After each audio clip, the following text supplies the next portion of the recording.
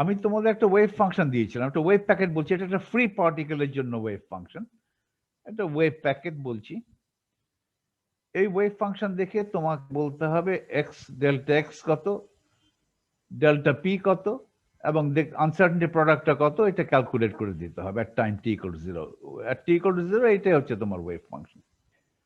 তো অনেক দূর প্রসিড করেছিলাম, এই ওয়েভ ফাংশন থেকে এক্সপেকটেশন ভ্যালু অফ এক্স কত সেটা সহজেই বের করা যাচ্ছে। ওকে, তারপরে এক্সপেকটেশন ভ্যালু অফ এক্স কিভাবে ক্যালকুলেট করেছি খেয়াল আছে? প্রথমে বলছি নর্মালাইজ করে নিয়েছি, নর্মালাইজ করার পরে expectation value of x calculate করাটা খুব সোজা। expectation value of x came out to be x naught, okay, আর ডেল্টা এক্স স্কোয়ার করে ডেল্টা এক্স পেয়েছিলাম সিগমা বাই রুট 2, এটা পেয়েছিলাম গত ক্লাসে, তোমরা হয়তো করে দেখেছো, তোমাদের এটা বাসায় খাতায় করে দেখতে হবে, ওই খাটনিটুকু অ্যাটলিস্ট করতে হবে, দেখে আমার নোট দেখে দেখে করো, কিন্তু করো। তারপরে বলেছি ওই ওয়েভ ফাংশন দেওয়া আছে, কোঅর্ডিনেট রিপ্রেজেন্টেশনে ওয়েভ ফাংশন দেওয়া আছে, ওই ওয়েভ ফাংশন থেকে তুমি এক্সপেকটেশন অফ মোমেন্টাম কত ক্যালকুলেট করো, আর তোমার উদ্দেশ্য হচ্ছে ডেল্টা ক্যালকুলেট করা। এখন ডেল্টা পি ক্যালকুলেট করতে গেলে আমি দুই ভাবে প্রসিড করতে পারি, কোঅর্ডিনেট রিপ্রেজেন্টেশনে আমি কাজ করতে পারি, অথবা আই ক্যান কনভার্ট মাই যাকে বলে wave function from coordinate space to momentum space, তাহলে তারপরে আমি এক্সপেকটেশন অফ পি এবং ডেল্টা পি ক্যালকুলেট করতে পারি। আমি আপাতত এখানে কোঅর্ডিনেট রিপ্রেজেন্টেশনই করবো, ওয়েভ ফাংশনটা ওটা মতো রেখে দেবো। তাহলে কোঅর্ডিনেট রিপ্রেজেন্টেশন ব্যবহার করলে কোঅর্ডিনেট রিপ্রেজেন্টেশনে পি অপারেটর হচ্ছে এই রূপ মাইনাস আই এইচ কাট অথবা h cut by i partial d by dx, এটাই হচ্ছে momentum operator and coordinate representation. আর এক্স অপারেটর তো জাস্ট এক্স, সেভাবে আমি যাব।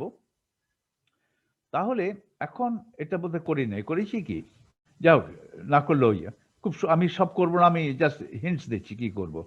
আমাদেরকে প্রথমে এক্সপেকটেশন অফ পি ক্যালকুলেট করে নিতে হবে। এক্সপেকটেশন অফ পি এই ফর্মুলা, সাই ব্রা সাই মাঝখানে পি ডান দিকে সাই, এই পুরো জিনিসটা expectation value of p coordinate represent লিখছি, ফলে ব্রা সাই এর রিপ্রেজেন্টেশন হচ্ছে psi star of x, p এর রিপ্রেজেন্টেশন হচ্ছে h cut by r d by dx, আর কেট সাই এর রিপ্রেজেন্টেশন হচ্ছে সাই অফ এক্স।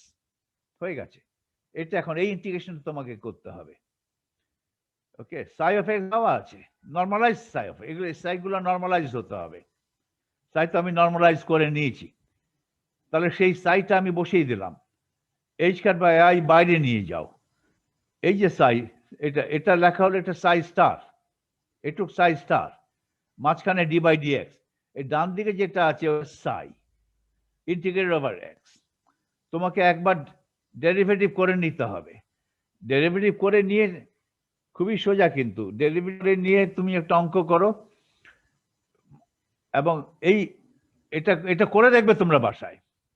ওকে, এখন এইগুলো খুঁটিনাটি, কোথায় কোথায় প্লাস, কোথায় আই, কোথায় দুই, এই খুঁটিনাটি তোমাদের দেখে করে নিতে হবে, তোমাদের খাতায় করতে হবে, এটা আটকে গেলে আমার নোট দেখে দেখে কপি করতে হবে। এইখানে ডেরিভেটিভ করে, ডেরিভেটিভ করাও সোজা, এক্সপোনেনশিয়াল ফাংশনের ডেরিভেটিভ করে ইন্টিগ্রেশন করাও সোজা, ইন্টিগ্রেশনে তো স্ট্যান্ডার্ড ইন্টিগ্রাল আছে। ওকে, এটা একটা স্ট্যান্ডার্ড ইন্টিগ্রাল আছে, এটা স্ট্যান্ডার্ড ইন্টিগ্রাল হচ্ছে e to the power minus alpha u square, আলফাটা positive, du root pi by alpha, ওটা ব্যবহার করো, ওটা ব্যবহার করে এক্সপেকটেশন অফ পি এর মান হয়ে যাবে পি নট, এটা খুব সহজ বের হবে। আচ্ছা, এখন এইখানে এই ইন্টিগ্রালের দিকে তাকাও, এই যে এটা হচ্ছে, লেখাটাও খারাপ হয়েছে, e to the power minus u square by sigma square u du integrated from minus infinity to plus infinity, এটা শূন্য। কেন শূন্য বুঝতে পারছো? কেন শূন্য? Because integrand is antisymmetric. Integrand এখানে ইউ ধরা হয়েছে, ইউটাকে মাইনাস ইউ যদি করে দেই, তাহলে ইন্টিগ্র্যান্ডের কি অবস্থা হয়? ইন্টিগ্র্যান্ডের দুটো ফ্যাক্টর আছে, একটা এক্সপোনেনশিয়াল ফ্যাক্টর আর একটা ফ্যাক্টর হচ্ছে ইউ। এখানে গাউসিয়ান ইউ স্কোয়ার, ইউ কে মাইনাস ইউ করলে এক্সপোনেনশিয়াল ফ্যাক্টরে কোনো পরিবর্তন নাই, কিন্তু দ্বিতীয় ফ্যাক্টরে একটা নেগেটিভ আসবে মাইনাস ইউ, তাহলে পুরো জিনিসটা প্রোডাক্টটা ইন্টিগ্রেন্ট করে তো প্রোডাক্ট করে তো ইন্টিগ্রেন্ট হবে, ইন্টিগ্রেন্টটা নেগেটিভ হয়ে যাবে। So when u is replaced by minus u, integrand becomes negative. ফলে আবার ইন্টিগ্রেশন হচ্ছে from minus infinity to plus from symmetrically from negative to positive, ফলে ইন্টিগ্র্যান্ডে কাটাকাটি দিয়ে শূন্য হয়ে যাবে। এটা বুঝতে পারো কিনা? Integrand is odd. আচ্ছা, তুমি যদি এখন আঁকো, ধরো আমি একটু স্টপ শেয়ার করে দেখতে চাচ্ছি। এখানে ধরো তোমার ইন্টিগ্র্যান্ড হচ্ছে it's a function of u, ওখানে ইন্টিগ্র্যান্ড কি ছিল? e to the power minus u squared by sigma square u, এটাতে ছিল ইন্টিগ্র্যান্ড। এটা অড মানে দেখো f of minus u e to the power minus u square by sigma squared minus u equal to minus e to the power minus u square by sigma square, এটা হচ্ছে minus f of u। f of minus u is minus f of u, এটাকে বলে integrand is odd. এখন এই function odd function যদি plot করো, odd function কিন্তু কেন্দ্রে সবসময় জিরো, এটা odd function of u. F of u versus u যদি প্লট করি, এটা অড ফাংশন। ডান দিকে পজিটিভ হলে বাঁ দিকে সমমানের নেগেটিভ, ডান দিকে অরিজিনের ডান দিকে নেগেটিভ হলে বাঁ দিকে পজিটিভ। এটা ডান দিকে, এটা এফ অফ ইউ প্লট করছি, এফ অফ ইউ এই ফাংশনটা প্লট করো। এই ফাংশন প্লট করলে এরকম হবে, ডান দিকে এরকম হলে বাঁ দিকে ঠিক একই। এখানে যদি ম্যাক্সিমাম হয় এক্স নটে, এখানে ম্যাক্সিমাম হবে মাইনাস এক্স নটে। এখানে ধরো এক্স, এইখানে এই মান ঠিক সমদূরত্ব বাঁ পাশে নেগেটিভ মান, এই দুটো মান সমান। ওকে, এটা এক্স, এটা মাইনাস এক্স নেগেটিভ, এটা ইন্টিগ্র্যান্ড হচ্ছে অড। এখন ধরো আমি ইন্টিগ্রেট করছি, এখানে শূন্য হয়ে যাচ্ছে, মাইনাস ইনফিনিটি থেকে শুরু করে প্লাস ইনফিনিটি পর্যন্ত ইন্টিগ্রেট করলে কি হবে? এই এরিয়া আর এই area, negative area positive area মিলে কি হয়ে যাবে? শূন্য হবে। এই জন্য ওটা শূন্য, এটা তোমাদের জানতে হবে আসলে। Alright, so let's go back to screen sharing again. এটা শেয়ার, তাহলে এটা শূন্য, বাকিগুলো স্ট্যান্ডার্ড আছে। এগুলো এই কাটাকাটি করে অনেক ইয়ে করে, এখানে ভুল হওয়ার যথেষ্ট না করে এটা পি নট আসবে। তোমরা এটা করে দেখো। আচ্ছা, আর এখন আমি চাচ্ছি ডেল্টা পি চাচ্ছি। ডেল্টা পি স্কোয়ার্ড হচ্ছে এরকম ভাবে প্রকাশ করা যায়, পি স্কোয়ারের এক্সপেকটেশন মাইনাস পি এর এক্সপেকটেশনের স্কোয়ার। এর এক্সপেকটেশন তো পি নট পেলাম, ওটার স্কোয়ার। তাহলে আমাকে এখন পি স্কোয়ারের এক্সপেকটেশন করে নিতে হবে। সেটা আগের মতোই প্রসিড করব, সবকিছুই জানা আছে। এটা পি স্কোয়ারের এক্সপেকটেশন করলে বাঁ দিকে ব্রাস আই, ডান মাঝখানে পি স্কোয়ার অপারেটর, পি স্কোয়ারের এক্সপেকটেশন চাচ্ছি, ডান দিকে কেটস আই। কোঅর্ডিনেট রিপ্রেজেন্টেশনে যাব, তাহলে সাই এর পরিবর্তে বসাতে হবে সাই স্টার অফ এক্স, পি স্কোয়ারের পরিবর্তে বসাতে হবে এইটার স্কোয়ার, এই অপারেটর স্কোয়ার। এই অপারেটর স্কোয়ার করলে কি হবে? মাইনাস আই স্কোয়ার হচ্ছে minus one, minus h cut square d two by dx square, minus h cut square d by dx square. আর ডান দিকে পড়বে সাই অফ এক্স। এখানে দুটো ইয়ে আছে, ডিফারেন্সিয়েশন আছে সাইয়ের উপরে। আমি একবার ইন্টিগ্রেট বাই পার্টস করে একটা ডিফারেন্সিয়েশন আমি আসবো বাঁ দিকের সাই স্টারের উপরে। ওকে, এটা করা যাবে ইন্টিগ্রেট বাই পার্টস। কারণ দেখো, এই যে বাঁ দিকে যেটা আছে সাই স্টার আর ডান দিকে যেটা আছে সাই, তফাৎ কি? তফাৎ শুধু এই জায়গায়, সাই শুধু আছে আই নট এক্স, সাই স্টারে থাকছে minus I P not x. এই যে স্কোয়ার টার্মটা এখানে তো একটা রিয়েল ছিল, এটা সমান, এটা তো সেম। এটার জন্য both psi star and psi tends to 0 as x tends to minus infinity or x tends to plus infinity. দুটোই ওয়েল বিহেভ ফাংশন। ওকে, এটা পরে উঠে যাবে, minus I P not x plus I P not উঠে যাবে। এখানে দুটো derivative আছে এটার সঙ্গে। ওকে, একটা ডেরিভেটিভ নিয়ে আসো বাঁ পাশের ফাংশনের সঙ্গে, আনতে পারো, তবে একটা মাইনাস সাইন দিতে হবে, এখানে মাইনাসের আর একটা মাইনাস সাইন আসতে হবে। Integrate by parts. ওকে, যেমন ধরো যাই এরকম একটা জিনিস তো করাই যায় সব সময়। আমার ধরো যদি এরকম একটা ইন্টিগ্রেশন থাকে, বাঁদিকে f of x, f of x মানে সাই স্টার অফ এক্স হচ্ছে f of x, double derivative g of x dx. উভয় ফাংশন কিন্তু tends to 0 at the two limits. F of x tends to 0 at the lower limit, also at the higher limit. G of x tends to 0 at the lower limit and the higher limit. এখন এটাকে তো এইভাবে প্রকাশ করা যায়, equal to minus infinity to plus infinity. দেখো d by dx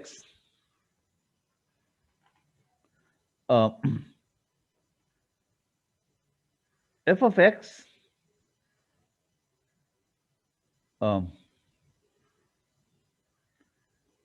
d by dx g of x minus df dx dg dx করে গেল না, dx। এটা দেখো d by dx এই গোটাটার উপরে, এটা করলে কি হবে, first term derivative of the second term, এটা সেকেন্ড টার্ম, এটা ডেরিভেটিভ করলে কি হবে, d2 by dx square gx। এটাই এখানে একটা এক্সট্রা বেশি টার্ম হলো, বেশি টার্মটা কি, df by dx গুণ dg by dx, সেটা বাদ দিয়ে দিলাম, তাহলে এটা থেকে এটা পেলাম বাই আইডেন্টিটি। এখানে একটা এক্সট্রা মাইনাস সাইন আসলো, এই প্রথম টার্মটা ইন্টিগ্রেট করলে কি হবে, d by dx dx, এটা তো সোজা, প্রথম টার্মটা যদি ইন্টিগ্রেট করি আমি কি পাচ্ছি f of x dg dx minus infinity plus infinity, আর এই minus term minus df dx। এইটা অনেক সময় বইতে, ক্যালকুলাস বইতে এই স্টেপ পর্যন্ত বলা থাকে। এখন যে আমার ক্ষেত্রে f 0, উপরের লিমিটে 0, নিচের লিমিটে 0, dg dx 0, সব মিলে 0, এটা তো 0, তাহলে থাকলো কি, থাকলো শুধু এইটা।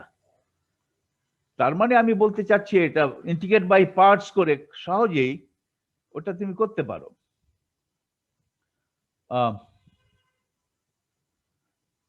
যেটা ওখানে ছিল, এই একটা ফাংশন f of x, ওই একটা function g of x, double derivative আছে, একটা ডেরিভেটিভ নিয়ে যাও এখানে, একটা মাইনাস সাইন আসবে আর একটা টার্ম ড্রপ আউট করে যাবে, এটা করেছি, ওইটা করে আমার সুবিধা হয়। তারপরে স্ট্যান্ডার্ড ইন্টিগ্রাল ব্যবহার করো, স্ট্যান্ডার্ড ইন্টিগ্রাল ব্যবহার করে আমি এটা পেয়েছি, পি স্কোয়ারের এক্সপেকটেশন এটা পেয়েছি, h square square 2 sigma square plus P not square. এটা তোমরা করতে হবে তোমাকে, কমপ্লিকেটেড না। ওকে, তারপরে ডেল্টা পি বের করে ফেলো, ডেল্টা পি হয়ে গেল h কাট ওভার √2 সিগমা, তারপর প্রোডাক্টে বের করো, ডেল্টা এক্স ডেল্টা পি বের করো, আসলে ডেল্টা পি এক্স, প্রোডাক্ট হয়ে যাচ্ছে exactly equal to h cut by 2। তাহলে আমার ওয়েভ প্যাকেটটা যদি গাউসিয়ান হয়, গাউসিয়ান ওয়েভ প্যাকেটের জন্য, গাউসিয়ান ওয়েভ ফাংশনের জন্য আনসার্টেনিটি প্রোডাক্ট কিন্তু মিনিমাম হয়, যেটা তো আমি আগেও প্রমাণ করেছি, জেনারেলি প্রমাণ করেছি না, গাউসিয়ান ওয়েভ প্যাকেটের জন্যই তোমার আনসার্টেনিটি প্রিন্সিপাল মিনিমাম হয়, তার মানে ইকুয়াল টু হবে ডেল্টা এক্স ডেল্টা পি করলে ক্যালকুলেট করে দেখো, এটা exactly equal to half h কাট হবে। ওকে, তাহলে আনসার্টেনিটি প্রিন্সিপালকে ভায়োলেট করে নাই, মিনিমাম মানটা গ্রহণ করেছে কিন্তু ভায়োলেট তো করে, so the uncertainty product is minimum. এটা তোমাদের অঙ্কগুলো করে নিতে হবে। ওকে, এখন আমি ওই ইন্টিগ্রেশন, গাউসিয়ান ইন্টিগ্রেশন সম্বন্ধে কিছু কথা বলতে চাই। এটা তোমরা, এটা ইন্টারেস্টিং, সাফিসিয়েন্টলি ইন্টারেস্টিং যেটা তোমাদের জানা উচিত, সবারই জানা উচিত। আমি আবার আমার ডকুমেন্ট ক্যামেরায় যাচ্ছি। এটা হয়তো তোমরা জানো, I ধরো একটা integral I defined as e to the power minus x square x from minus infinity plus infinity, এটার মান হচ্ছে রুট পাই। এটা একটা খুব বিখ্যাত ফিজিক্স পরে তাদের জন্য এই ইন্টিগ্রেশনটা একেবারে মোস্ট ইম্পর্টেন্ট ইন্টিগ্রেশন। ওকে, গাউসিয়ান ইন্টিগ্রালস প্রচুর কাজে লাগে, আমাদের ফিল্ড থিওরিতে কাজে লাগে, সব জায়গায় কাজে লাগে। এটা প্রমাণ করতে পারবে? এটা প্রমাণটা খুব ইন্টারেস্টিং, এত ইন্টারেস্টিং যে এটা সুন্দর। যে কোনো ইঞ্জিনিয়ারিং ফিজিক্সের বই, ইঞ্জিনিয়ারিং ম্যাথের বইতে, যেমন বই আছে না, mathematics for engineers, mathematics for physics and engineering students, সমস্ত জায়গায় ইন্টিগ্রাল গুলো করে দেওয়া থাকে। তোমরা যারা ইঞ্জিনিয়ারিং ব্যাকগ্রাউন্ড তারা নিশ্চয়ই করেছো, না করে থাকলে এটা করা উচিত। ইটস ভেরি নাইস ট্রিক, এত সুন্দর একটা ট্রিক, এই ট্রিকটা জানাই উচিত তোমাদের। ধরো এই এক্সটা তো ডামি ভ্যারিয়েবল, তাহলে এটাকে ইয়ে করো, আই স্কোয়ার করো। দেখো আই স্কোয়ার, প্রথমে আই স্কোয়ার করো। কেন আই স্কোয়ার করবো? করো না, দেখো না কি হয়। আই স্কোয়ার হচ্ছে আই গুণ I, e to the power minus x square dx গুণ integral e to the power minus y square dy. ঠিক আছে, আই স্কোয়ার করলাম। আই বের করবো না, আমি আই স্কোয়ার বের করবো। তুমি বলতে পারো স্যার কঠিন হয়ে গেল। কঠিন হয়নি, সোজা হলো। কিভাবে সোজা হলো? ইন্টারেস্টিং। এখন এই ইন্টিগ্রাল গুলো মিলিয়ে ফেলো। Integral minus infinity plus infinity, integral minus দুটো integration, e to the power minus x square plus y square dx dy. আমি ইন্টিগ্রেশনটা লিখেছি কার্টিজিয়ান কোঅর্ডিনেটসে।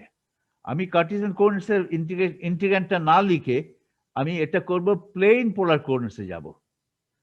Plane polar coordinates, dx by dy তো একটা এক্স ওয়াই তল, রাইট? তাহলে পোলার কোঅর্ডিনেটস খেয়াল আছে তোমাদের? এটা যদি আমার কার্টিজিয়ান কোঅর্ডিনেটস হয়,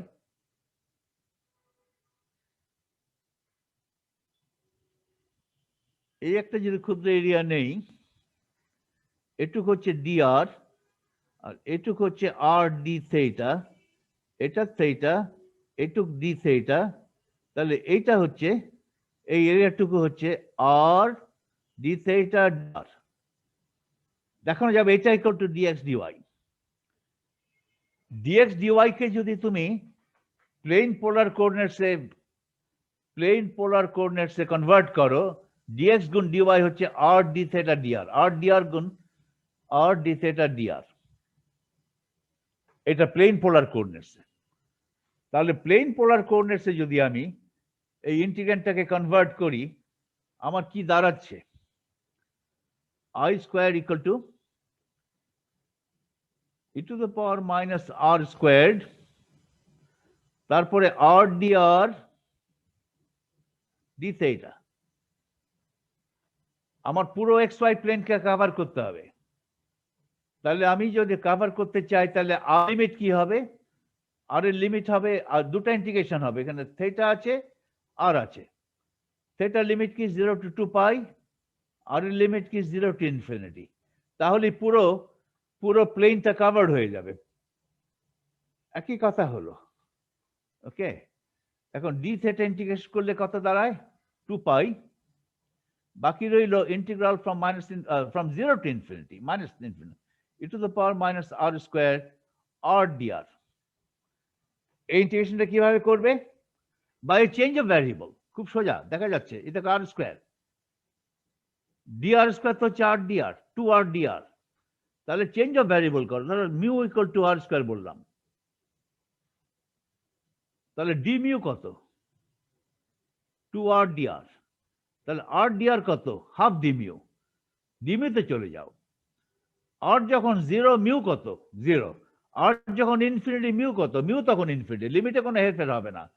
তাহলে চেঞ্জ অফ ভ্যারিয়েবল করেছি, 2 pi integral from 0 to infinity, ওই একটা এটা ই to the power minus mu, r dr হবে d mu by 2, d mu by 2, 2 কেটে গেল, পাই 0 to infinity e to the power mu d mu, এটা কত? এটা তো 1, তাহলে এটা পাই।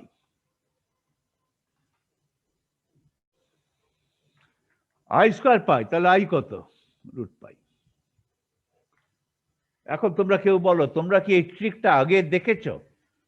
তো এই ট্রিকটা যে আই স্কয়ার করে তারপরে, হ্যাঁ করেছিল, ম্যাথমেটিক্যাল ফিজিক্স কোর্সে ছিল স্যার। ম্যাথমেটিক্যাল ফিজিক্স ছিল, স্কয়ার করে, স্কয়ার করেই মাথা খারাপ হয়ে যায় অনেকের, তারপর আর প্রসিড করে না। কি করতেছে এটা? স্কয়ার কেন করে? স্কয়ার করে তারপরে কার্টেসিয়ান কোঅর্ডিনেটস থেকে পোলার কোঅর্ডিনেটস নিয়ে কত সুন্দরভাবে সলভ হয়ে গেল। এটা একটা বিউটিফুল ট্রিক, এটা তোমাদের সবারই জানা দরকার। এখন তাহলে বাকি যে গাউসিয়ান ইন্টিগ্রাল গুলো আমাদের লাগবে কোয়ান্টাম মেকানিক্সে, সেগুলো আমি খুব সহজে এখান থেকে নিয়ে আসতে পারবো। ধরো আমি যদি এটা জানি, integral from minus infinity to plus infinity e to the power minus x squared dx, এটা রুট পাই। এখানে যদি একটা কনস্ট্যান্ট দিয়ে দেই, e to the power minus a x squared dx, অথবা আলফা, আমার নোটে আলফা দিয়েছি, আলফা একটা পজিটিভ কনস্ট্যান্ট, আলফা dx কত হবে? এটা করা তো সোজা। তুমি ধরো রুট আলফা এক্স কে বলো dy, এভাবে করে ইন্টিগ্রেশন করে যাও। ইন্টিগ্রেশন করলে তুমি পাবে pi by alpha to the power half. Okay, একই কথা হলো, এখানে একটা কনস্ট্যান্ট থাকবে, ইউজুয়ালি কনস্ট্যান্ট থাকে আলফা, একটা পজিটিভ কনস্ট্যান্ট আলফা যদি থাকে এক্স স্কোয়ারের সঙ্গে, তাহলে পাই বাই আলফা হাফ। এটা জিরো হবে না। তাহলে আমাকে ইন্টিগ্রেশনটা করতে হবে বিটুইন সিমেট্রিক লিমিটস। জিরোর বাঁ পাশ থেকে শুরু করে ডান পাশের সমদূরত্ব করতে হবে।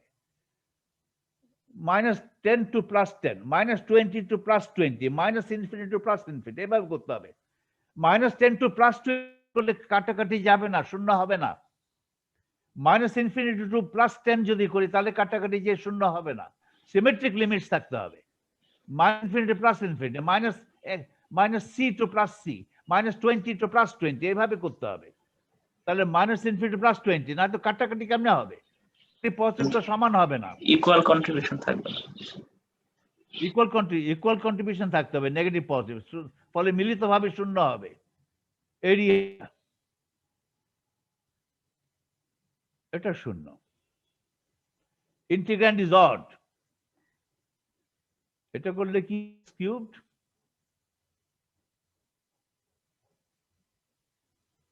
এটা কত হবে? এটাও শূন্য, কারণ এক্স কিউব তো অড।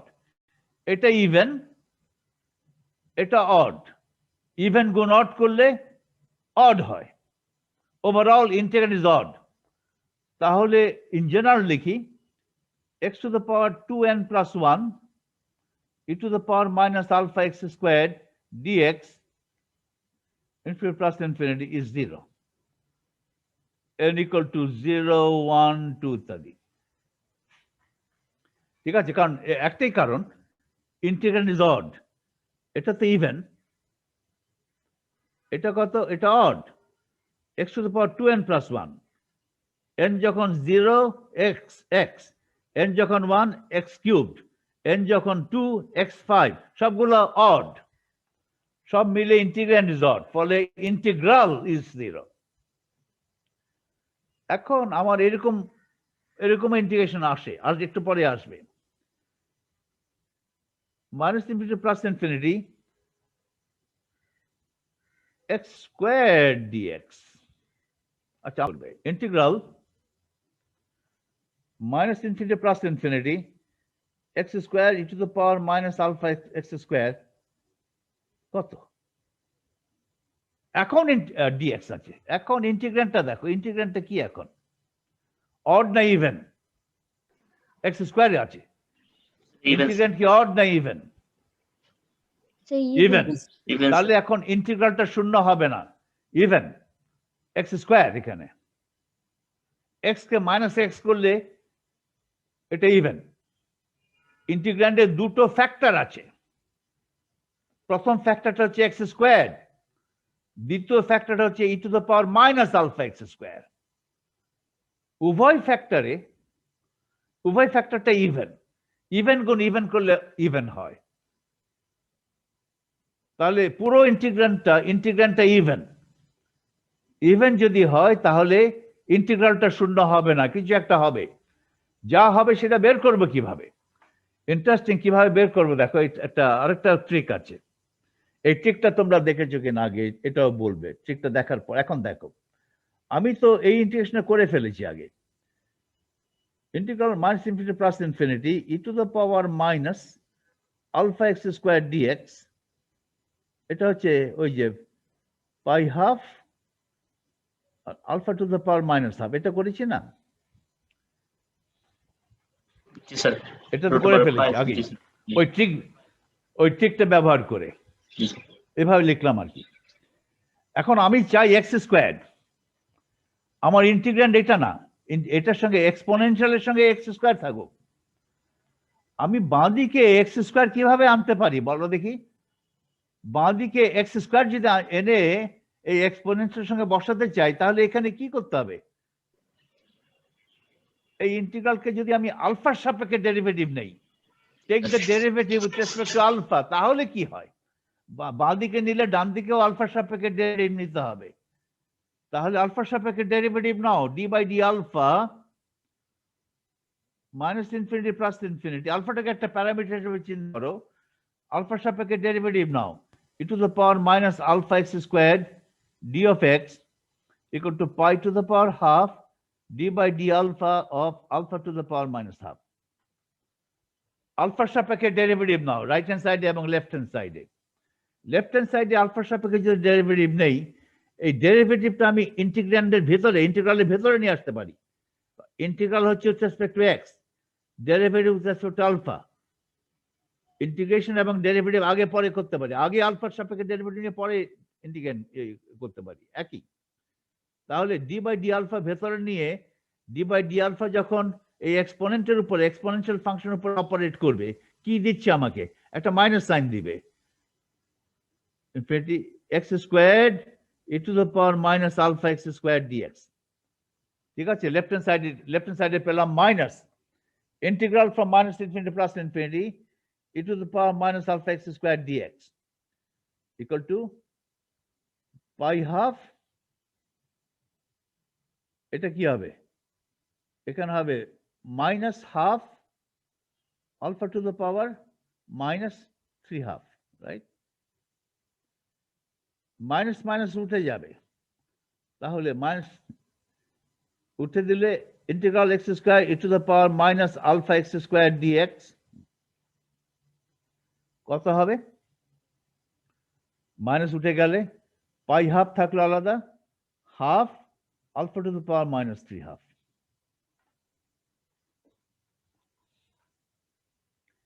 একই পন্থা অবলম্বন করো। এখন যদি একই পন্থা আবার যদি আলফার সাপেক্ষে ডেরিভেটিভ নেই, এটা হয়ে গেল তো।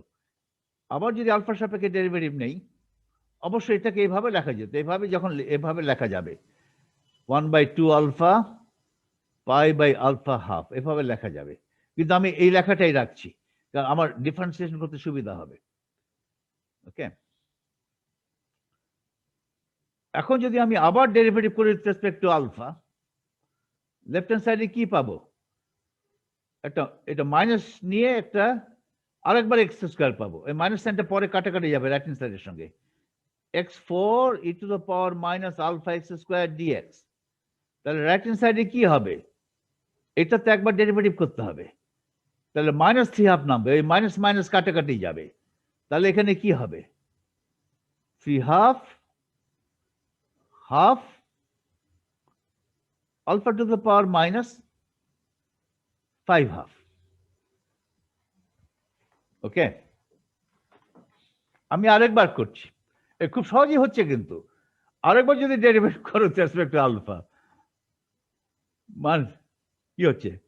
x6, একটা মাইনাস সাইন আমি পরে কাটবো, x6 e to the power minus alpha x square dx equal to pi half 3/2, কি হবে? এই হবে 5/2 times 3/2 times half times alpha to the power minus 7।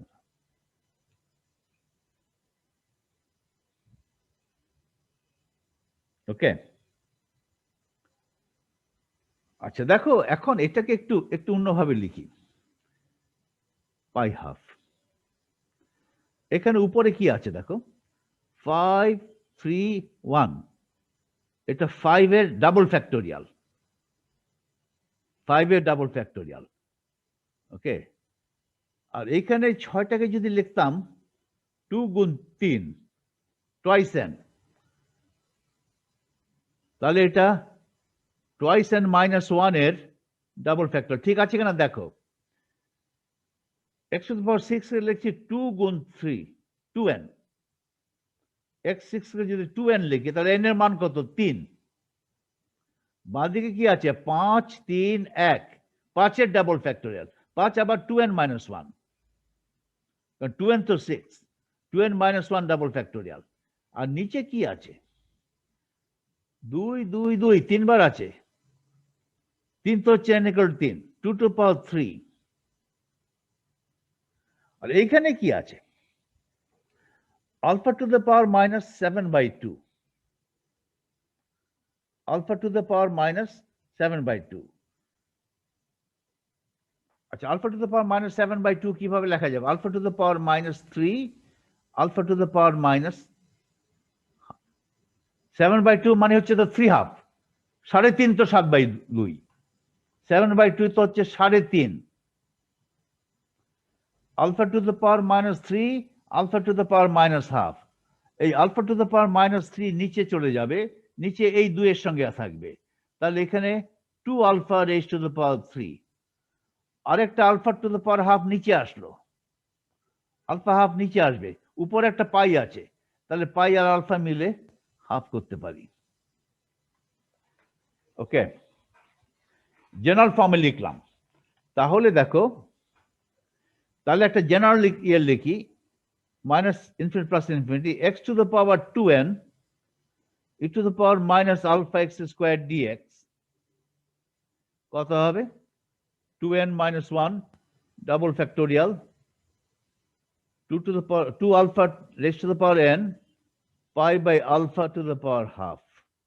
এখানে n equal to 0 1 2 ইত্যাদি, আর আলফা হচ্ছে positive.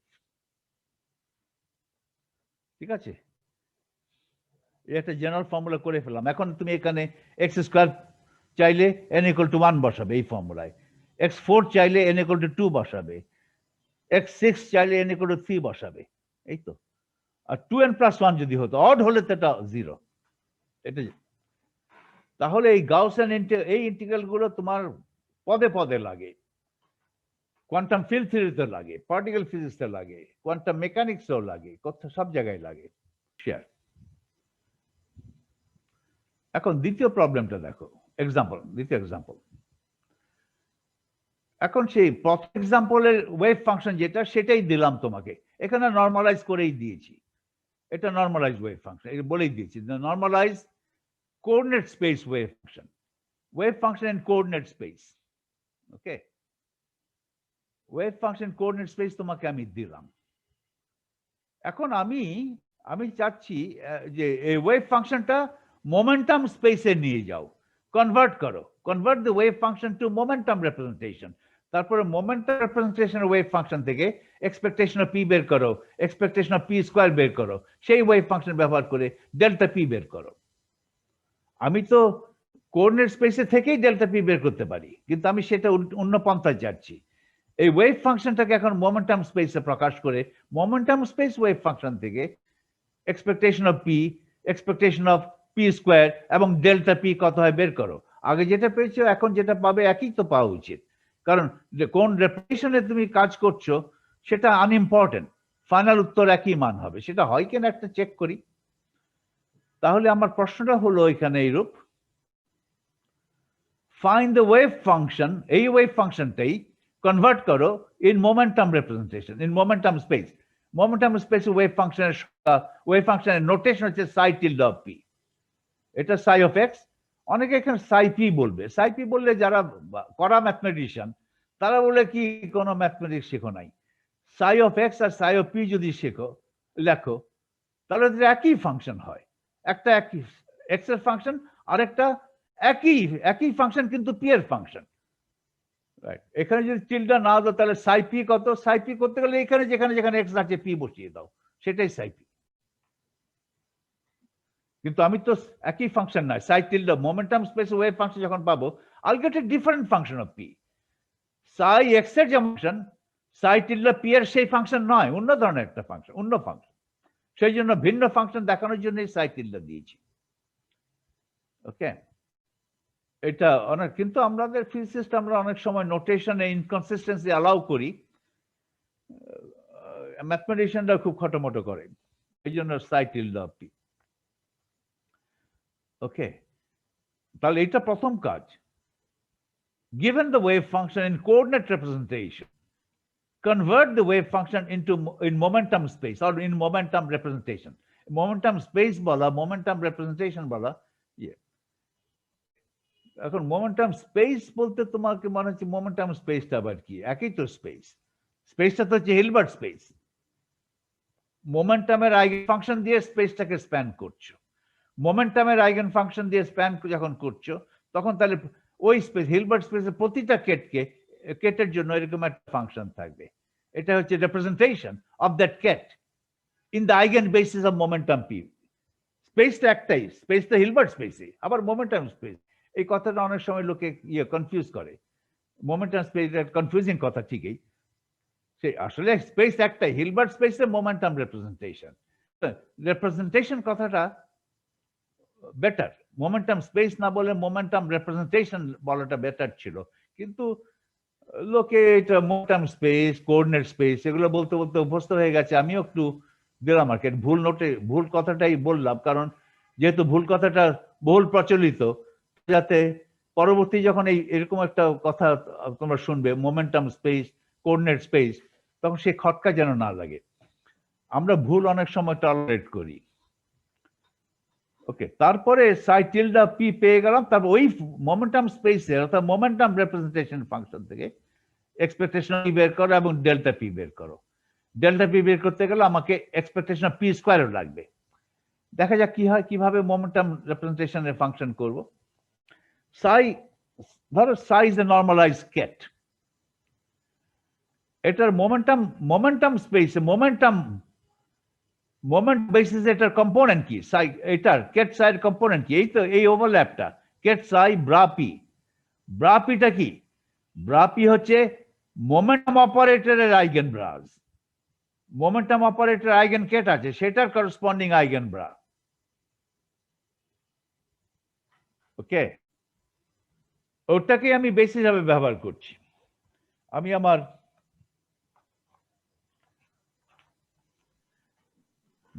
ket psi, I have to take a basis নেব এগুলো, ket p গুলোকে base, p runs from minus infinity one dimension এ, এগুলো হচ্ছে আমার বেসিস। ওকে, এগুলো হচ্ছে infinite basis set, non denumerable. p গুলো কিন্তু কন্টিনিউয়াসলি ভ্যারি করে, এটা নন ডেনুমারেবল ইনফিনিটি। পি গুলোকে নর্মালাইজ করে নিচ্ছি, অর্থ নর্মাল করে নিচ্ছি। পি এটা হচ্ছে delta p minus p prime, Dirac delta. They form a complete set. P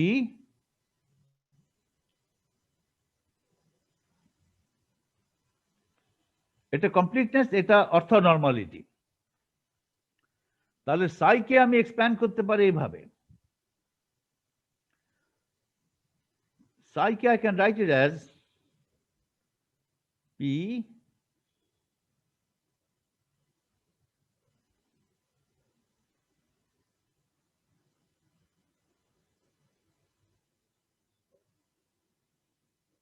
এইটাই হচ্ছে ওয়েভ ফাংশন, মোমেন্টাম স্পেসের ওয়েভ ফাংশন। আর কোঅর্ডিনেট স্পেসের ওয়েভ ফাংশন কিভাবে পাই? আমি ইন টার্মস অফ এটা এভাবে প্রকাশ করতে পারতাম, এক্স দিয়ে। এটাই হচ্ছে কোঅর্ডিনেট স্পেসের ওয়েভ ফাংশন। এটাকে লিখবো এইভাবে, এক্স। ওকে, তা আমি চাচ্ছি এটা মোমেন্টাম স্পেস ওয়ে, এটা চাচ্ছি। তাহলে পি সাই আমার দেওয়া আছে, এটা দেওয়া আছে। তাহলে এইখানে আমার এই জিনিস আনতে হবে। তাহলে এখানে একটা মাঝখানে ডিকম্পোজিশন আইডেন্টিটি বসাও, পি এক্স, এটার মধ্যে তো আমি সাই অফ এক্স নিয়ে আসলাম। এখন এইটা কত? আমি তো আগে দেখিয়েছি এইটার কেট পি এর আইগেন কেট পি এর ওয়েভ ফাংশন এটা আগে প্রকাশ করেছি।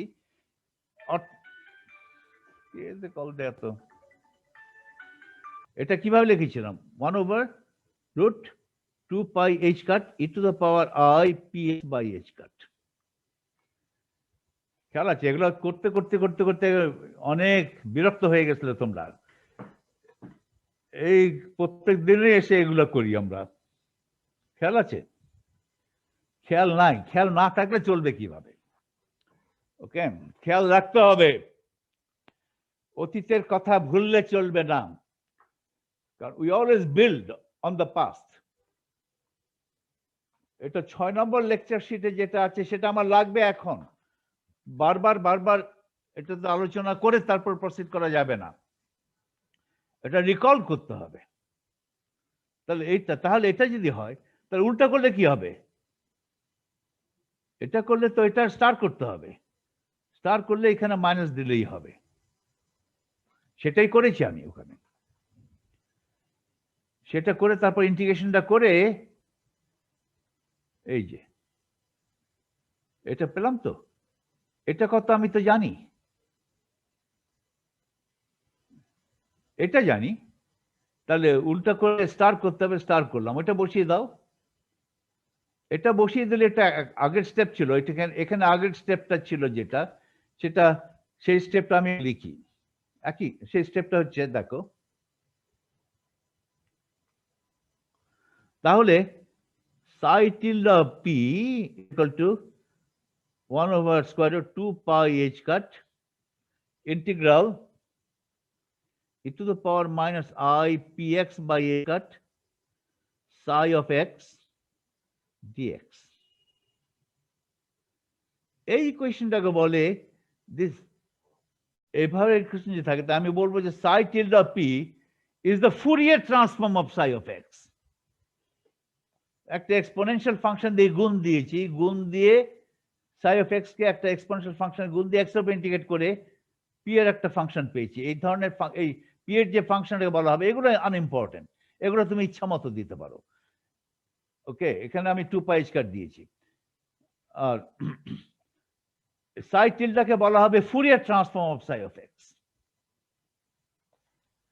সো অনেকে বলবে যে psi tilde of p is the Fourier transform of psi of x. তারা এই ইকুয়েশনটাই মনে রেখেছে। এই ইকুয়েশনটা বলছে yes, psi tilde is the Fourier transform of psi of x. ওকে, তারপর psi of x কি আমি তোমাকে দিয়েছি, সেই psi of x টা বসিয়ে দাও এখানে।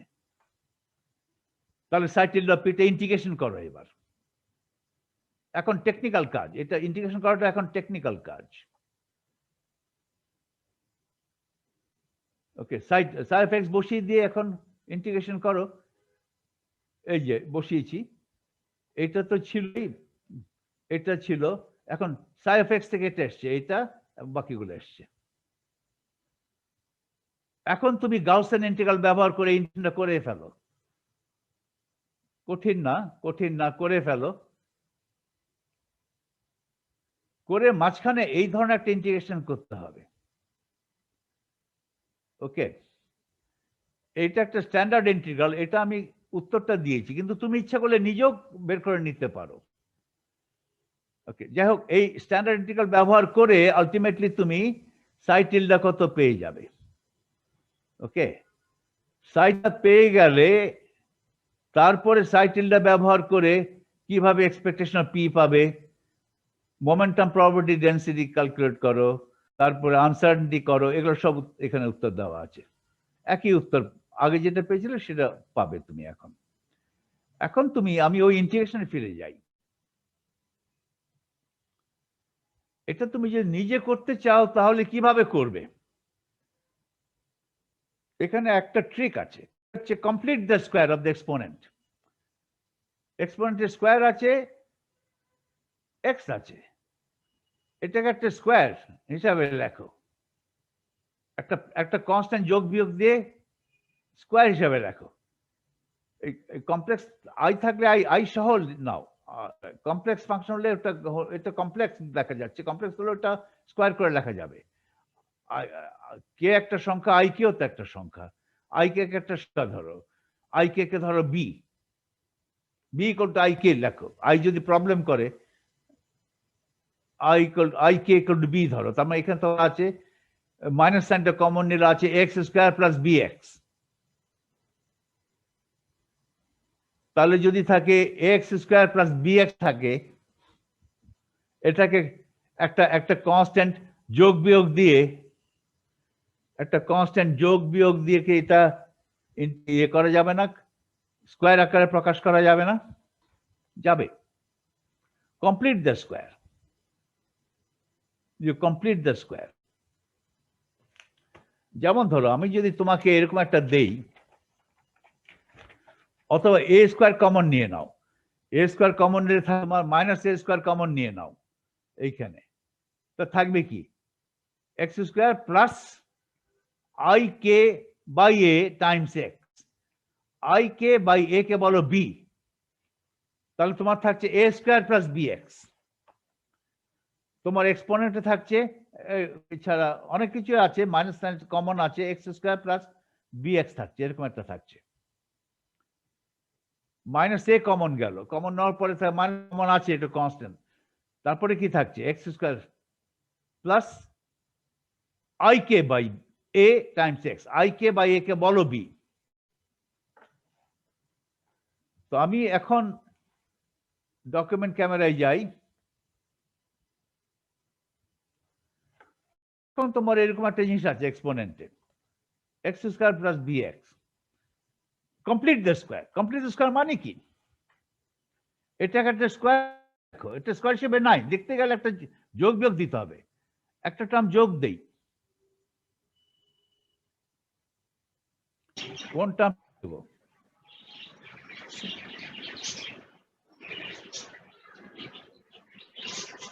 বি বাই টু স্কোয়ার যোগ দেব, দেবন ঠিক আছে? বি বাই টু স্কোয়ার যদি যোগ দেই তাহলে এটা বিয়োগও দিতে হবে, বি স্কোয়ার বাই 4। তাহলে এটাকে কি যাচ্ছে, এভাবে লেখা যাবে না? এক্স স্কোয়ার প্লাস 2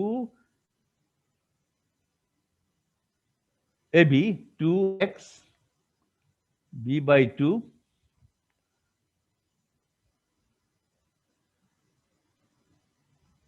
এই যে b by 2 স্কোয়ার যোগ দেওয়ার পরে যেটা হলো, এটা কি হলো? x plus b by 2 square হলো। I have completed the square. এটা তো কনস্ট্যান্ট, এটা তো ইন্টিগ্রেশনের বাইরে চলে যাবে, এটা ইন্টিগ্রেশনের ভেতরে থাকবে। কমপ্লিট দ্য স্কোয়ার করার পরে স্কোয়ার টার্মটা ইন্টিগ্রেশনের ভেতরে থাকবে। ইন্টিগ্রেশনের স্কোয়ার টার্মটা যদি ইন্টিগ্রেশনের ভেতরে থাকে, ওটা তো গাউসিয়ান ইন্টিগ্রাল হলো। গাউসিয়ান ইন্টিগ্রালের ফর্মুলা তো আমার আছে, তাহলে ওটা ওই ফর্মুলা ব্যবহার করলে এটা পাবে।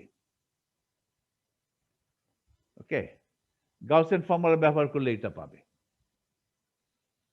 এটাও করে দেখার ব্যাপার, এটা করতে গেলে একটু সময় লাগবে, 1 পাতা 1.5 পাতার অঙ্ক করতে হবে, কিন্তু এটা স্ট্যান্ডার্ড ইন্টিগ্রাল।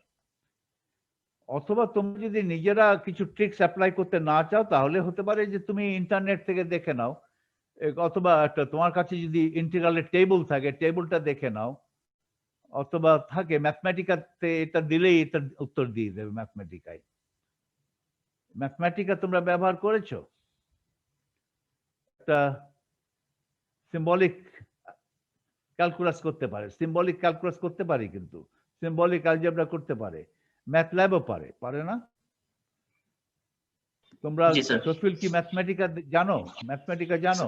স্যার ম্যাথমেটিকা করেছিলাম স্যার, অল্প, মানে খুব বেশি কিছু জানি না স্যার, সিম্পলিফাই হালকা পাতলা স্যার।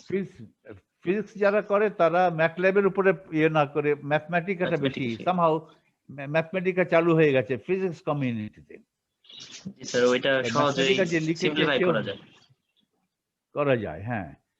আর ম্যাথমেটিক্যাল যিনি লিখেছেন যে প্রোগ্রামার, উনিও উলফ্রাম, উনি ফিজিক্সের ছাত্র, ফিজিক্সের পিএইচডি, সেই জন্য উনি ফিজিক্স কমিউনিটিতে খুব এটা করেছেন বেশি, ফলে ফিজিক্সটা বেশি ব্যবহার করে।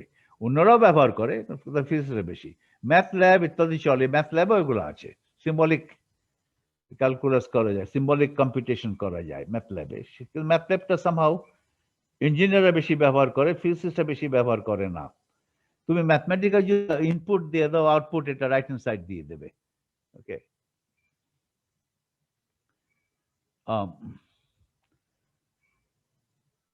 তাহলে এটা হলো, এটা এখন হলো মানে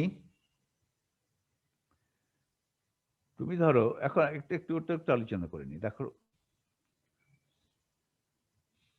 তুমি ধরো এটা পেলে, ইন্টিগ্রেশন করে একটু খাটনি করে, এগুলো টেকনিক্যাল খাটনি, এগুলো যে কেউ পারবে। ক্লাস 10 একটা ছাত্রকে যদি বলে এটা বসে বসে করো, ইন্টিগ্রেশন যেখানে আসবে এই ফর্মুলা দেখে নিও, বই থেকে ফর্মুলা দেখে নিও, আর বাকি তো algebra, a b c i -2 এগুলো অ্যালজেব্রা। তাহলে ক্লাস 10-এর বাচ্চা হয়তো অত ধৈর্য নাই, অ্যালজেব্রাতে ভুল করবে, কিন্তু তোমাদের ধৈর্য থাকবে, তোমাদের ভুল হবে না। ভুল না করে ধরো এইটা পেলে, দেখো এটাও কিন্তু কোয়াড্রেটিক আসলো, ফুরিয়ার ট্রান্সফর্ম কোয়াড্রেটিক, এক্স এ ছিল কোয়াড্রেটিক, মোমেন্টামও কোয়াড্রেটিক আসলো। Fourier transform of a quadratic function is also a quadratic function. ওকে, এটা তোমরা হয়তো অনেকে জানো। এটা আসলো, কিন্তু যাই হোক এটা আসলো। এখন এখান থেকে তুমি ইচ্ছা করলে এক্সপেকটেশন অফ পি কত হবে সেটা বের করতে পারো। এক্সপেকটেশন অফ পি কি শূন্য হবে কি? না, এই টার্মের জন্য শূন্য হবে না। এই দ্বিতীয় টার্ম যদি না থাকতো, শুধু যদি প্রথম এক্সপোনেন্টে যদি শুধু প্রথম টার্মটা থাকতো, প্রথম টার্মটা ইভেন, এক্সপোনেন্টের দ্বিতীয় টার্মটা কিন্তু অড, না দ্বিতীয় term neither odd not even, কিন্তু প্রথম টার্মটা even, even with respect to P. শুধু যদি এখন এক্সপোনেনশিয়াল ফাংশনের এক্সপোনেন্টে দ্বিতীয় টার্মটা যদি না থাকতো, এখানে যদি শেষ হয়ে যেত, তাহলে কিন্তু এক্সপেকটেশন অফ পি করলে শূন্য হতো। কেন? কারণ এক্সপেকটেশন অফ পি করি মোমেন্টাম স্পেসে করি, বাঁ দিকে বসাতে হবে সাই টিল্ডা স্টার অফ পি, মাঝখানে পি, আর ডান দিকে সাই অফ পি। তাহলে বাঁ দিকে এই এক্সপোনেন্ট, মাঝখানে পি, ডান দিকে এই এক্সপোনেন্ট, এক্সপোনেন্টটা ইভেন, আর মাঝখানে যে পি বসে আছে সেটা অড, সব মিলে ইন্টিগ্রেন্টটা অড হতো এবং এক্সপেকটেশন অফ মোমেন্টাম শূন্য হতো। এই দ্বিতীয় টার্মটা থাকার কারণেই এক্সপেকটেশন অফ পি শূন্য হচ্ছে না। দেখা যাক কি হয়। এখন আমি এখান থেকে এটা এই ওয়েভ ফাংশন ব্যবহার করে এক্সপেকটেশন ভ্যালু অফ পি বের করতে যাচ্ছি। Okay, we have found the momentum space wave function psi tilde of p, পেলাম psi tilde of p of the particle. Therefore, the momentum probability density, এটা একটু just illustration পারপাসে probability density কি বলে নিচ্ছি, না এটা না করলেও হতো, probability কনসেপ্ট আনার দরকার নেই, জাস্ট সরাসরি ম্যাথমেটিক্স করলেই হতো। তারপরে করি, এটা ইন্টারেস্টিং, ফিজিক্যালি ইন্টারেস্টিং বলেই এভাবে যাচ্ছি আর কি। Therefore, the momentum probability density rho of p is psi tilde of p. Rho p এর কিভাবে সংজ্ঞায়িত হয়েছে? রো পি এটা probability density, তার মানে আসলে এটা কোয়ান্টাম মেকানিক্স অনুযায়ী, পস্তুলেট অনুযায়ী আমি যদি এটা করি psi tilde of p,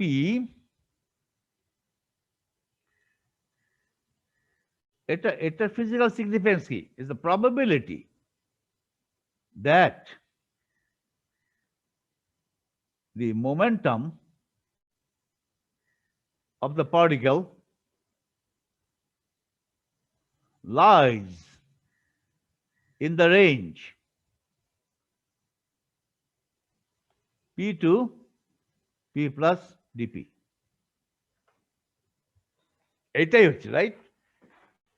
এখন তাহলে এই জিনিসটা কি, এই ডিপির যে কোএফিসিয়েন্ট আছে, this is the probability density, this is the probability density at P, probability per unit momentum at P, P তে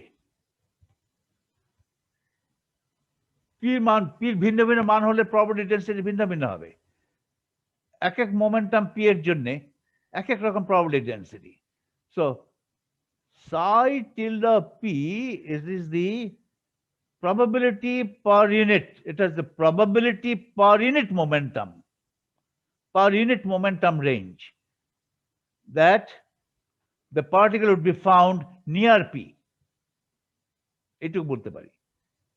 এটাকে ডিপি দিয়ে গুণ দিলে the probability that the particle would be found in that small range P2 P plus dp, dp দিয়ে গুণ না দিলে probability per unit momentum that the particle's momentum has the value P, per unit momentum. Okay, এই জন্য এটা probability density। এই যে তার মানে এটাও বলতে পারো যে probability তো কোনো ইউনিট নাই, ইউনিট আছে কি? ইউনিট নাই, তাহলে পুরোটা মিলে ইউনিট থাকবে না। ডিপি হচ্ছে মোমেন্টামের ইউনিট, তাহলে psi tilde p স্কয়ার ওটার ইউনিট হচ্ছে 1/momentum, পার ইউনিট মোমেন্টাম। ওকে, সো প্রবাবিলিটি পার ইউনিট মোমেন্টামকে বলা হয় probability density at the location P.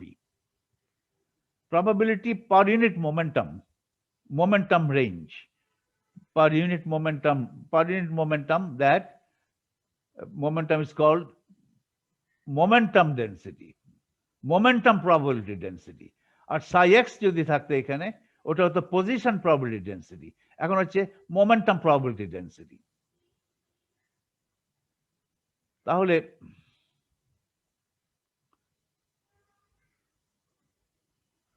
momentum probability density হচ্ছে rho of P, psi tilde of P, psi tilde mod square করো, mod square করলে exponential টার্মটা চলে গেল, কারণ কি বলে লিনিয়ার টার্মটা চলে গেল, এক্সপোনেনশিয়াল লিনিয়ার টার্মটা ছিল, এই যেটা লিনিয়ার টার্মের সঙ্গে আই আছে, ফলে মড যখন করবে সাই স্টার সাই করতে হবে, সাই টিল্ডা স্টার সাই টিল্ডা করতে হবে, একবার আই একবার মাইনাস আই, দুটো মিলে চলে যাবে, এটা থাকবে শুধু এটা।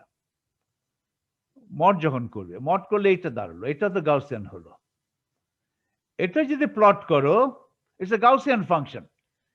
এই গাউসিয়ান ফাংশনটার সেন্টারটা কোথায়, এই ফাংশনটা দেখেই বলতে হবে। এগুলো কিন্তু নরমালাইজেশন ফ্যাক্টর, এটার পুরো ইন্টিগ্রেশন যদি করো from minus infinity plus infinity 1 হতে হবে, তো এটা ইন্টিগ্রেশন, এটা নরমালাইজেশন ফ্যাক্টর। তো এটা যদি আঁকো, এই গ্রাফটা, এই ফাংশনটা যদি তুমি যদি গ্রাফ করো, ওই গ্রাফের সেন্টারটা কোথায় হবে? It will be at p equal to p naught, p equal to p naught A, right, p naught A rota maximum, p naught এর দুই পাশে রোটা আস্তে আস্তে কমে যাবে, খুব দ্রুত কমবে, কারণ এটা ই to the power minus momentum square. এটা যদি গ্রাফটা করো, গ্রাফটা এইরূপ হবে, পি নট এ সেন্টার্ড, পি নট এ এটা ম্যাক্সিমাম, পি নট এর দুই পাশে দ্রুত শূন্য হয়ে যাবে। পি নট পজিটিভ কি negative, could be P not zero হতে পারতো, পি নট, আমি এখানে পি নট পজিটিভ ধরে পজিটিভ সাইডে এঁকেছি, পি নট নেগেটিভ নাম্বার হতে পারতো, তাহলে নেগেটিভ সাইডে আঁকতে হতো। ওকে, তাহলে বলো, এই গ্রাফ থেকে আমি দেখতে পাচ্ছি যে এই গ্রাফটা symmetric around P not. P নটের সামান্য ডান পাশে ফাংশনটা যেই মান, সমদূরত্ব বাঁ পাশে একই মান, সিমেট্রিক। এটা P minus P not square. Okay, P minus P not, P এর মান যদি হয়, পি এর মান যদি হয় P not plus delta P, তাহলে এখানে হলো delta plus delta P square. আর পি নটের মান যদি হয় P not minus delta P, তাহলে এখানে হলো minus delta P P not, তাহলে এখানে হলো minus delta P square. Minus delta P square আর প্লাস ডেল্টা পি স্কোয়ার একই। তাহলে পি নট যদি পি নটের চাইতে সামান্য বেশি হয় কিংবা সামান্য কম হয়, বেশি কমের পরিমাণটা যদি সমান হয়, তাহলে এই ফাংশনটা রো এর কোনো পরিবর্তন হয় না, এটা সিমেট্রিক। এই জন্য বলে এটা symmetric, symmetric around P not. তাহলে মোমেন্ট অ্যাভারেজ মান কত? মোমেন্টাম যখন আমি মেজার করব তখন মোমেন্টামের মান পি নট থেকে সামান্য বেশি পাওয়া আর পি নট থেকে ওই সমপরিমাণ কম পাওয়ার সম্ভাবনা একই। তারপর যখন অ্যাভারেজ করব, ওই বেশি কম অ্যাভারেজ করে পি নটে, অ্যাভারেজটা গিয়ে থাকবে পি নটে। ওকে, পি নটে। তাহলে আর কিছু বলতে হবে না, expectation value of momentum is P not. Okay, এখন আমার তো শুধু expectation value of P equal to P not এটা বের করার জন্য এরকম গ্রাফটা আকার, পজিশন প্রবাবিলিটি, ডেন্সিটি বের করে না, এগুলো কোনো দরকারই পড়ে না। করেছি এগুলো ইন্টারেস্টিং বলে। আমি সরাসরি এখান থেকে আমি করতে পারতাম, সরাসরি করতাম। কিভাবে করতাম? আমি করতাম যে expectation of P equal two Sai tilde আর মাঝখানে পি, সাই টিল্ডা পি ডিপি করে শুরু করে দিতে পারতাম। এটা চলে যাবে আর এখানে হবে, সরি, এটা শূন্য হয়ে যাবে তখন, এটা থেকে যাবে। তারপরে আমি ইন্টিগ্রেশন করে পি নট পেয়ে যেতে পারতাম। ওকে, এটা সরাসরি ম্যাথমেটিক্স করে ফেলতে পারতাম। এত পজিশন প্রবাবিলিটি ডেন্সিটির কনসেপ্টটাই, পজিশন প্রবাবিলিটি কি মোমেন্টাম প্রবাবিলিটি ডেন্সিটির কনসেপ্ট আনার দরকারই পড়তো না, সরাসরি করে ফেলতে পারতাম। যাই হোক, একই উত্তর হতো পি নট। এখন একইভাবে এখন করো এইটা। আমি এখন কিন্তু আলাদাভাবে পি স্কোয়ারের এক্সপেকটেশন করছি না, একেবারে P minus P expectation square ওটারই এক্সপেকটেশন বের করে ফেলছি, এরকম হবে।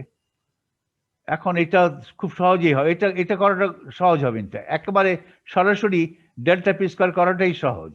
দেখো করে যেটা হবে একদম আগের উত্তরটাই পাবে। এটা তোমরা এখন নিজেরা করবে, এটা তোমাদের বুঝতে পারা উচিত। ওকে, এখন আমি আর যে যত সময়, অল্প কিছু সময় আছে, 20 মিনিটের মতো, আমি একটা উদাহরণ দিচ্ছি।